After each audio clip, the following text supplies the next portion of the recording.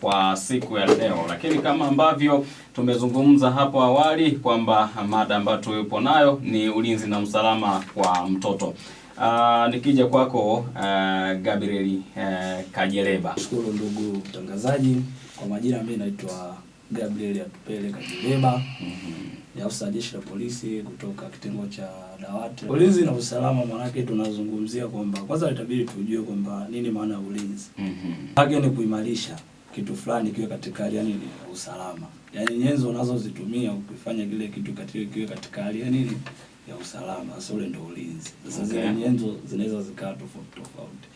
Lakini pia tunapozungumzia sasa tunazungumzia ulinzi na usalama kwa mtoto.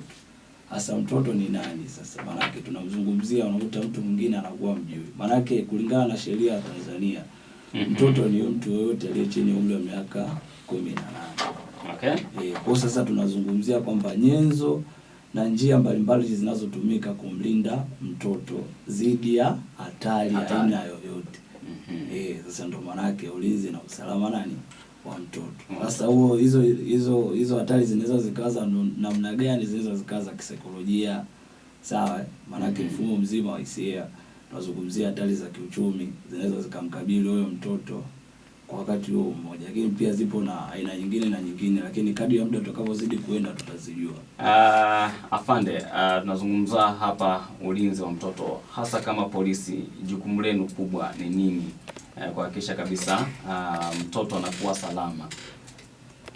Jeshi la polisi lazima yake kubwa ni ulinzi wa raia na mali zake. Lakini raia inajumuisha watu wote mpaka watoto. Ndio ni raia wa Tanzania. Lakini sio raia wa Tanzania pia, hata kigeni akishaingia kwetu ni raia. Sasa tunamlindaje huyo mtoto? Jeshi la polisi kwa kuona hivyo kwamba zile kesi zao siku zote huwa ni sensitive, tunazita kama sensitive, hizi na upekee fulani. Sasa jinsi ya kuzihudumia, ndio maana wakaamua kuanzisha kitengo kinaitwa dawati la jinsia na watoto.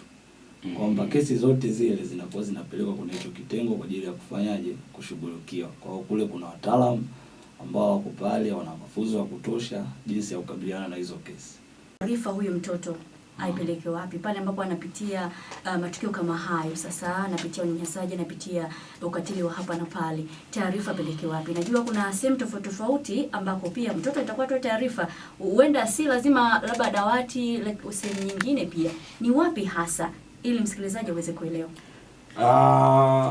Kwa faida ya msikilizaji anayenisikiliza, kwanza mmoja nipende kuzungumza kwamba mtu wa kwanza anayemwamini mtoto ni mzazi au mtu aliyepo karibu naye. Kwa maana yake sisi wazazi ndio tunatakiwa tu watu wa kwanza kuyasikiliza na kupokea ile watoto wanafanyaje, wanazungumza. Kwa maana yake mtoto anaweza katoa taarifa wapi? Kwanza ni kwa mzazi au mlezi anayeishi naye. Sasa kama mzazi hujatengeneza utaratibu wa kuwasikiliza watoto, hapo ndio inapoanzia kuwa changamoto. Lakini pili, mtoto anaweza katoa taarifa kwa mtu yote anayemwamini.